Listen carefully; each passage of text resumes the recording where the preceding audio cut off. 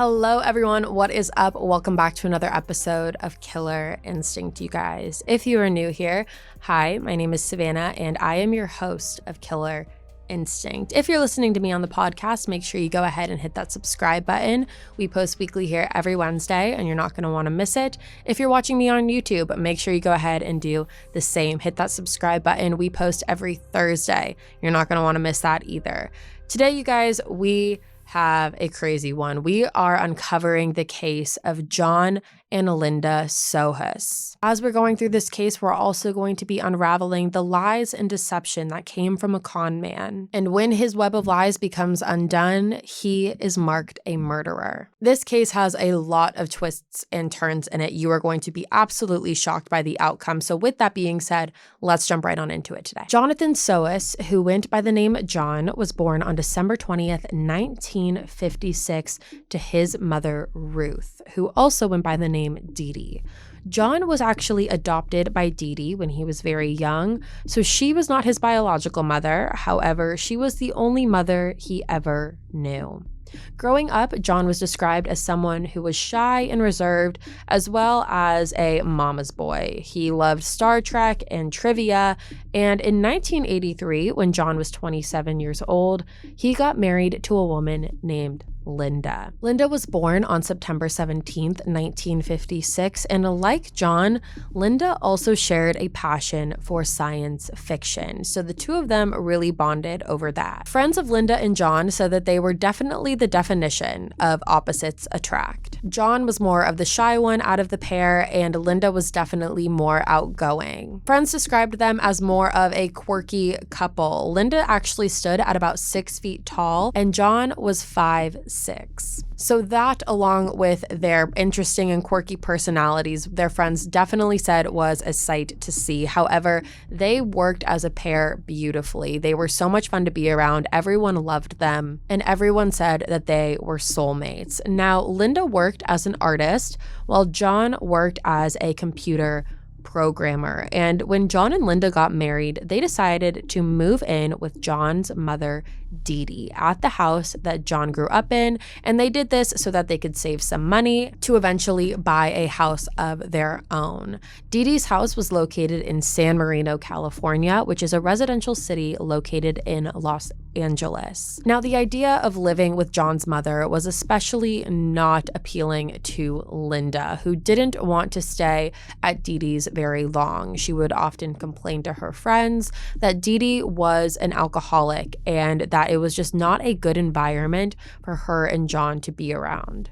Now, in early 1985, John and Linda got some really exciting news. Now, both of them had received calls to come and interview for these jobs in New York, and Linda and John were really excited about it. Linda told her friends that they couldn't tell them exactly what the job was.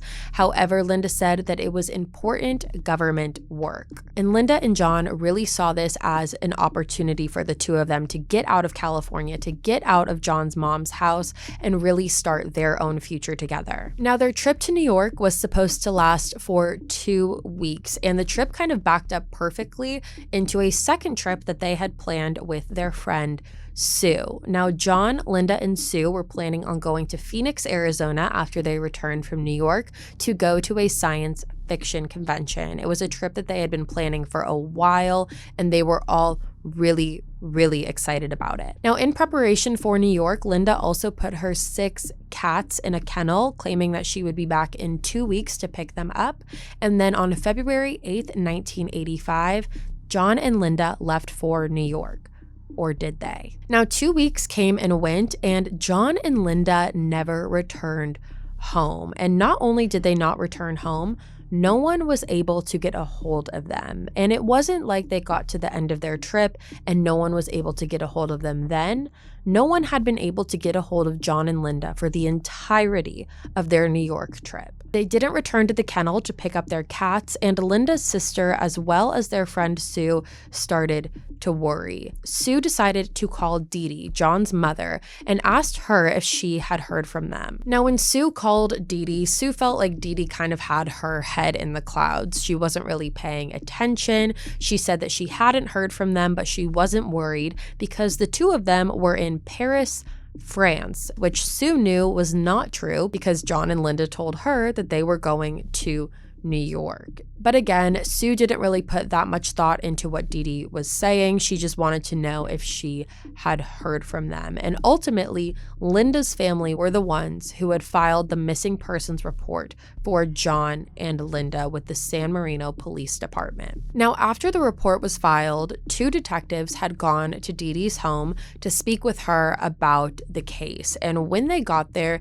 Dee Dee again went on this long rant about how John and Linda were in Paris and they were getting interviewed for these jobs. Dee Dee claimed that the 2 of them were not missing and that they were only on a secret job mission, and that is why no one was able to get a hold of them. Now, this is when detectives figured out that Dee Dee's side of the story was more the alcohol talking than anything else, and they also figured out that on Dee Dee's property was a guest house, and in this guest house there was a tenant living inside of it. So to set up the scene for you, you have the main house, which was where Dee Dee as well as John and Linda all resided, and then on the property there was also a guest house in the backyard, and there was a tenant renting out this guest house.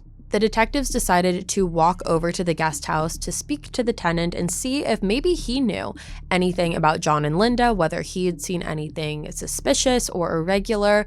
So they walked over to the guest house, and when they knocked on the door, the tenant opened the door wearing absolutely no clothes, which authorities immediately thought was quite strange. This man identified himself as being Christopher Chichester.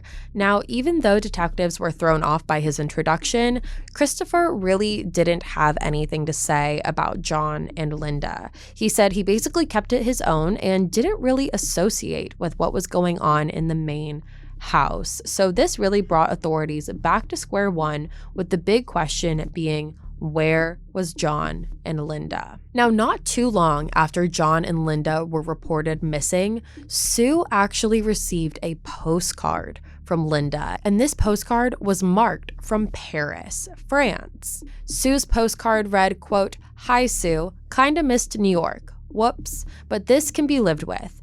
John and Linda," end quote. Now, obviously, that's a very vague and short statement about what had happened, but when Sue got this postcard, she thought that maybe Dee Dee had been right all along. Sue had disregarded her statements because she didn't feel like Dee Dee was a very credible source. However, now she's getting a postcard from Linda from Paris who's saying that they didn't go to New York. So having this postcard definitely made Sue feel better about the whole situation and made her feel like John and Linda were safe. However, that all changed in July 1985. Now, in July 1985, authorities received a phone call from Dee Dee, who expressed her concern because her tenant, Christopher, had unexpectedly moved out of the guest house without any warning. Now, the reason that Dee Dee said that this threw her off so much was because Christopher was the one giving her all of the information about John and Linda's whereabouts. She said Christopher was the one who told her that they were in Paris, and that's how she figured out where they were. So in Dee Dee's mind, she said that the fact that the only person who could get in touch with John and Linda, being Christopher, had just up and left without a word, she was very concerned. She felt like the messenger between her and John had now just up and left, and she had no way to contact her son. Now again, Christopher is the same person who told police that he had no idea where John and Linda were, what they were doing. He said he kept to himself. So all of this information is really throwing police off because they're now just learning that Christopher has been feeding Dee Dee all of this information about their whereabouts. Now, police decided to look more into Christian and his social circle, and that's when they got in contact with some of his friends. His friends described him as eccentric and amusing. He was someone who was able to talk about a lot of different topics. They described him as funny, charming, and also very smart. He attended USC as a film student, and one of his friends remembers always going to different movies with him and talking about films, as well as him always having a film script in his hand. Now, something very interesting about Christopher is that he basically told all of his friends that he was British royalty. He claimed that he was a baronet. To be more specific, he claimed that he was a 13th baronet. Now, most of his friends didn't really question it because they weren't really too informed on what that meant, and they also had no reason to not believe him. If someone tells you something like that, you're not really going to question it, and Christopher's friends didn't question it. Now, several years passed after John and Linda had last been seen, and there was still no sign of them. And unfortunately, Dee Dee actually ended up passing away. And when she did, her house went on the market and was bought by new owners. These new owners decided that they wanted to put in a pool in the backyard of the home, and they hired a construction pool company who started clearing out the backyard and digging out a hole for where the pool was going to be placed. And that is when these construction workers uncovered a body that was dug into the ground. Automatically, this construction company called authorities, and when authorities arrived on the scene, they were able to identify the body as being a male body. The body had been completely decayed, and because John was adopted, it was really tough to get dental and DNA records, but it was very clear to all law enforcement that the body that had been found in the backyard was, in fact, John. John had been buried in his own backyard. Fun fact, did you know that up to 80% of the immune system is influenced by the gut? Or that supporting the immune system through proper diet and digestive health enables pets to better fight environmental allergies. Solid Gold is passionate about gut health because a healthy digestive system positively impacts the immune system and overall wellness of pets. Solid Gold was the first holistic pet food company in America, started in 1974 by Sissy McGill. Sissy was a trailblazer and a pioneer who disrupted a male-dominated industry and created a natural pet food before it was cool. Solid Gold's nutritional platform is inspired by their founding belief that high-quality food is the best way to impact our pet's mind, body, and spirit. For over 45 years, Solid Gold has revolutionized the holistic pet food category, and they have a recipe for any dog or cat's dietary needs, including healthy whole grain and grain-free options, wet food, as well as supplements like sea meal and 100% human-grade bone broth for dogs. You guys, I have 2 dogs, and I have been giving them Solid Gold for about a year and a half now, and they absolutely love it. They have become so addicted that they eat nothing else, and I've noticed a huge change in their energy and just in their overall well-being. They just are happier dogs because of it. So right now, to save 30% on select Solid Gold products, go to solidgoldpet.com/killer. That's solidgoldpet.com/killer to save 30% on select Solid Gold products. Remember, solidgoldpet.com/killer. All right, you guys, let's talk about Orate. Orate is a fine jewelry brand founded by women for women. Pieces range from classic to statement to completely original. Orate makes the jewelry you've always wanted but can never find. Orate's gold feels substantial and the diamonds sparkle and shine. It is such high quality and is so beautiful. Now, because Orate sells direct to you without the middleman markup, they can offer the same quality as traditional Fifth Avenue brands at a fraction of the cost. Now, Orate was started by 2 friends during brunch when one got a green finger from an overpriced ring. I think that we've all been there. And it sparked a conversation about how they were fed up with the traditional jewelry market. Orate is looking to set the standard for women because they deserve the best, always reminding them to set the gold bar high. Now, besides transparent pricing, Orate has now teamed up with Klarna to make their items even more accessible to all of you. Basically, using Klarna, you can shop now and pay over time, just a more flexible way to get what you want from Orate. All right, you guys, so I just moved, and for whatever reason, I forgot all of my jewelry. However, there's no need to fear because Orate is coming in to save the day. I am currently purchasing my pieces from Orate online right now. Now, for starters, I am ordering their vintage emerald cut ring because it comes in my birthstone, which is a garnet. It is so pretty. And I've been a really big ring girl lately, and I just love the emerald cut. I think it's really flattering. And I'm also getting the mini letter charm pendant necklace. I think that this is so cute. And my new motto for like this whole year is kind of dating myself. So that is why I'm going to be getting my initial on it, which is S. So I think that's going to be really cute. What I like about Orate is they really perfected the art of creating really dainty jewelry in all different styles. So that's why I really,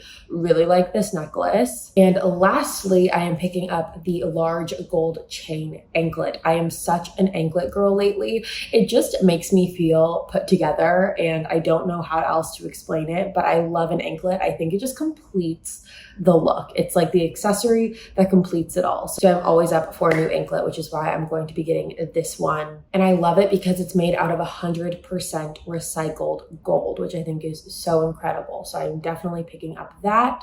So those are my pieces from Orate. Make sure you go check out their website so you can pick up your pieces as well. You will not be disappointed. These are the most top quality pieces you can get. And like I said, they have perfected everything that they have created. So thank you for shopping with me, and let's get back on into it. So if you guys want to try out Orate today for 15% off your first Orate purchase, go to oratenewyork.com/killer and use promo code KILLER. That is AURATE newyork.com/killer and use promo code KILLER for 15% off. Fewer, better things. That's the philosophy behind Kuyana, the San Francisco-based brand that encourages customers to purchase fewer but better quality pieces that you will love and treasure for years to come. Kuyana believes in making long-lasting bags, accessories, and clothing from high-quality materials that you'll wear every day. Kuyana really opened my eyes to the disposable fast fashion industry, and after getting a Kuyana bag of my own, I've embraced a fewer, better lifestyle. Kuyana has been making classic pieces for the past 10 years that you will wear for the next 10 years. Their leather bags are timeless, functional, and versatile for all occasions, work, going out, weekends, and all your other micro outings as we re-enter the world. I personally have the classic structured leather tote. It's made with luxurious Italian leather, and it is very roomy and has convenient pockets inside to hold smaller items like my phone, my keys, and anything I need. It is designed to be versatile for your everyday, and I use it all the time. Now, if you guys want to try out Kuyana never goes on sale, but as a special offer, my listeners can receive 10% off your first order over $150 plus free shipping. Visit Kuyana.com/killer to get your individual code. That's CUYANA.com/killer. Start shopping fewer, better at Kuyana.com/killer.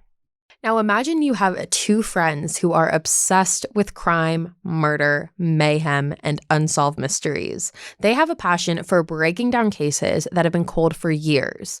Welcome to Generation Y, a podcast where hosts Aaron and Justin give startling theories, dive into forensic evidence, and share their bold opinions. They dig deep looking for answers on cases of missing spouses, mysterious murders, serial killers, and more.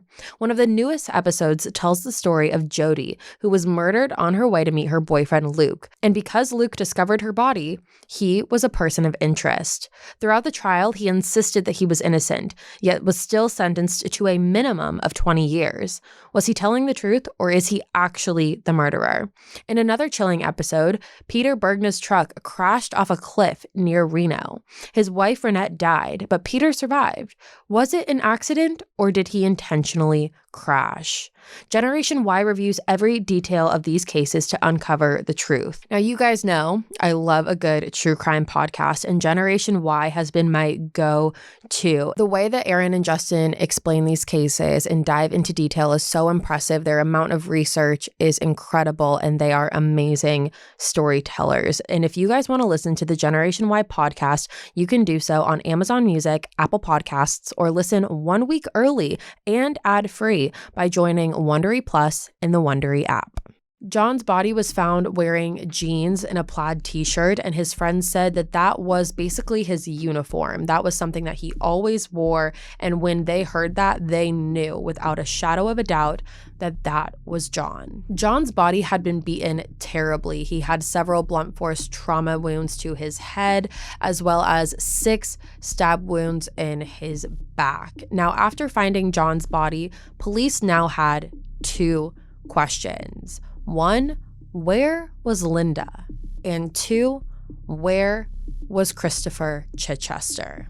Now, police searched the rest of the property to ensure that John's body was the only one at the scene, and they were able to confirm that. There was no sign of Linda's body being anywhere on that property. Now, police started to do some more digging on who Christopher was, and when they did that, they started speaking to some neighbors of Dee Dee's property, and that is when they learned some interesting things about Christopher. Many people described Christopher as manipulative, and there was one bizarre instance where Christopher had actually asked out the 12-year-old neighbor that lived down the street from him on a date. He knew the girl was 12 years old, however, proceeded to ask her out on a date anyway, and that is when her mother quickly declined. Now, after the remains of John were found, authorities quickly decided to move in on that guest house that Christopher was staying at to see if there were any pieces of evidence or anything odd that they could find in there.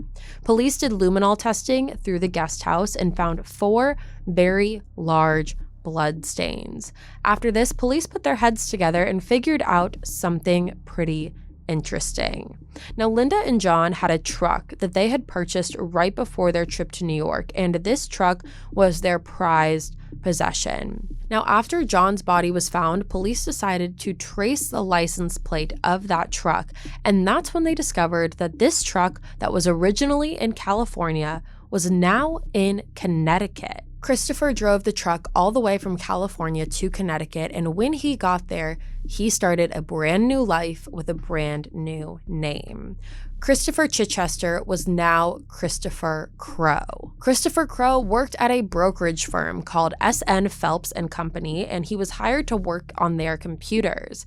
However, Christopher was then fired when the company discovered that the social security number that he had given them did not actually belong to him, but instead belonged to a serial killer named David Berkowitz. After Christopher was fired from there, he briefly worked at a company called Kidder, Peabody & Co., but quit his job and went on the run again when he figured out police were looking for him after John's body was discovered. So now we fast forward to the summer of 2008. And in the summer of 2008 in Boston, there is a man named Clark Rockefeller. And in the summer of 2008, Clark Rockefeller kidnapped his daughter. And when I say Rockefeller, I do mean the Rockefeller. And if you're unaware of the Rockefellers, they are widely known and they are an extremely wealthy family in the United States.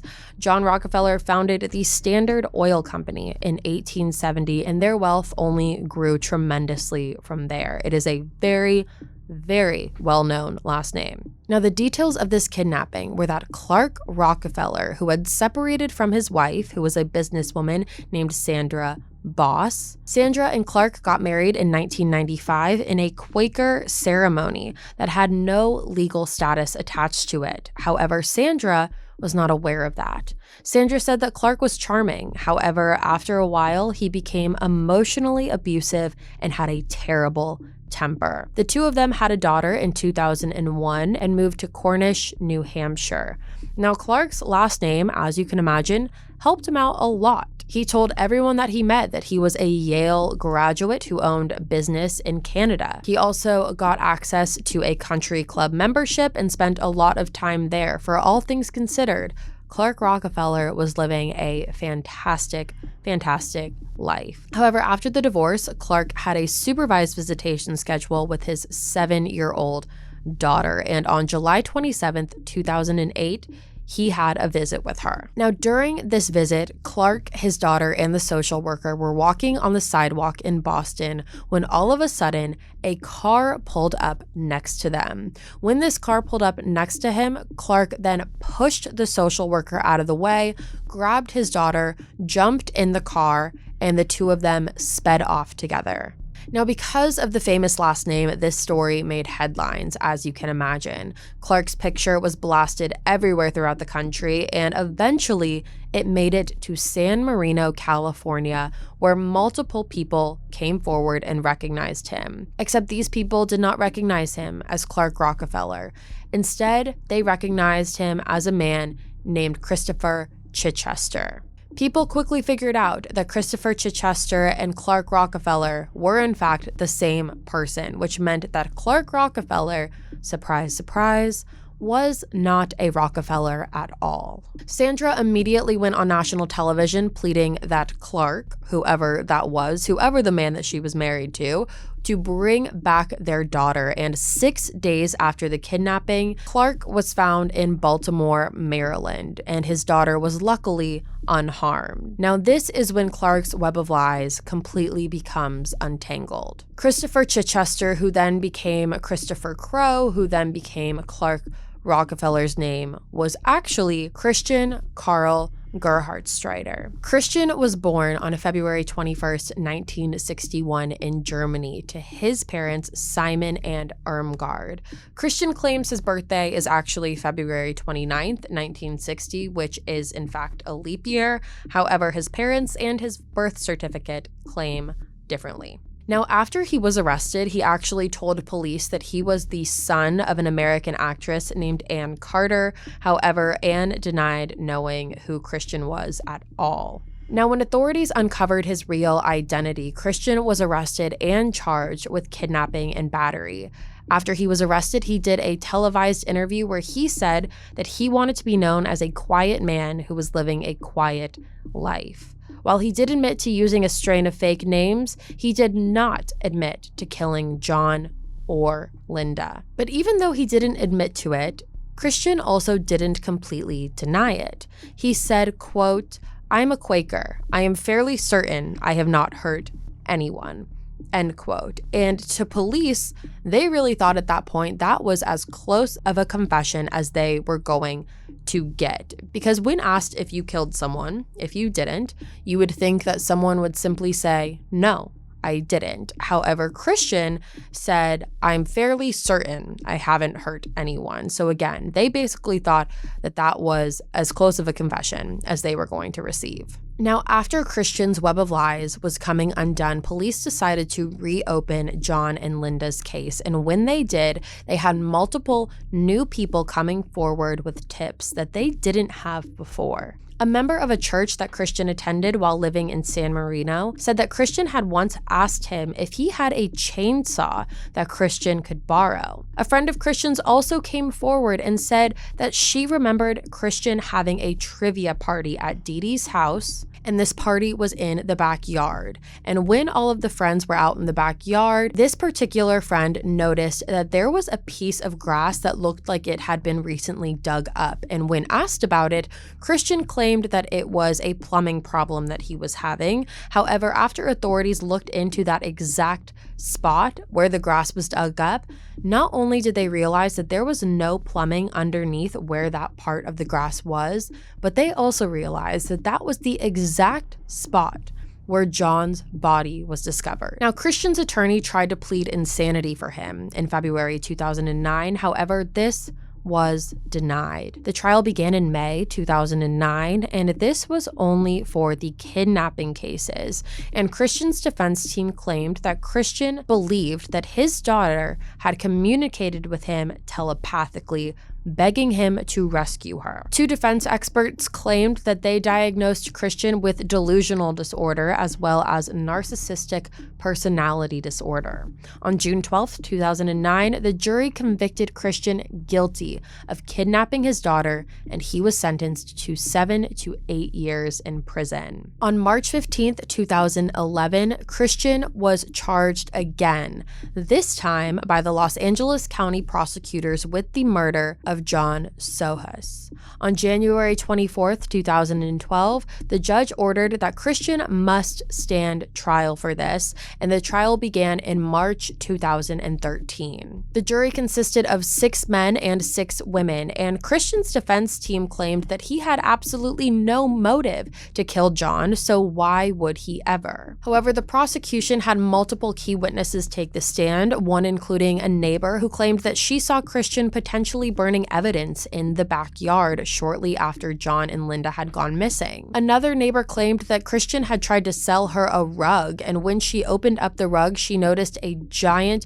dark red stain on it. Now, another piece of circumstantial evidence that prosecution presented was the fact that John's skull was found in 2 book bags, one being a USC book bag and one being a book bag from the University of Milwaukee.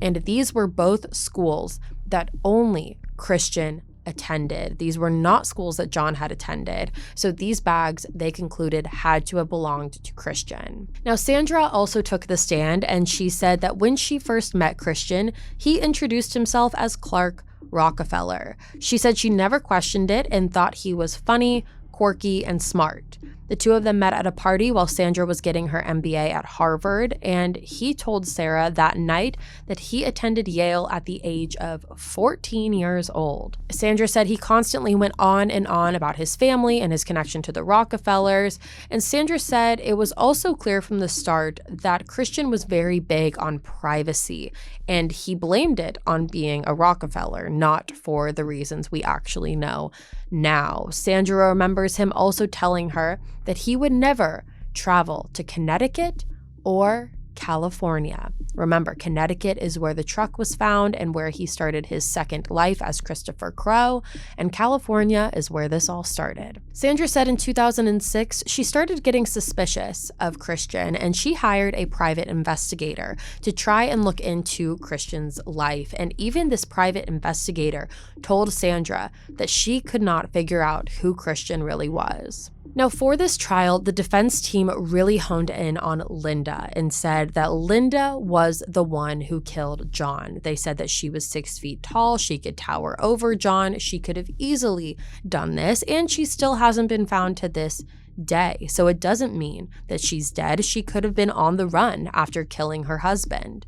However, despite their arguments, it only took the jury a couple hours to deliberate, and Christian was actually very optimistic that this verdict would come back in his favor. However, when the verdict came back, Christian was found guilty of first-degree murder of John Sohus, and in 2013, he was sentenced to 27 years in prison. Now, with this all being said, and with this case being closed and John getting some justice finally, it still leaves the question of where is Linda? To this day, Linda has never been found. Her body has never been recovered. It is not clear whether or not she is dead or alive. However, most people do assume that based off of everything that we have seen and everything that we know, that she more than likely is dead. And if she is dead, Christian is the one responsible for it. It does leave the question of, if that is true and Christian is responsible for murdering Linda, why would he not murder them in the same place? Was he thinking ahead and was smart enough to know that if he buried them in different places, and if he buried Linda in a place where no one would find her, it would leave the question of, was Linda responsible? Because ultimately, that is what happened. It also leaves the question of, did he kidnap her and leave her alive for longer? Again, remember, he couldn't have taken her to Connecticut because Christian had spoke with the two detectives right after Linda and John were reported missing. But where does that leave Linda? There's just so many questions surrounding that, and I honestly cannot wait to hear what you have to say about it. And with that being said, you guys, that is the end of this case. All right, you guys, that is all for me today. Thank you so much for tuning in to another episode of Killer Instinct. Again, if you're listening to me on the podcast, make sure you go ahead and hit that subscribe button. That way you never miss an episode. We post weekly every Wednesday, and you're not going to want to miss it. If you're watching me on YouTube, make sure you go ahead and do that same thing. Hit that subscribe button. We post every Thursday.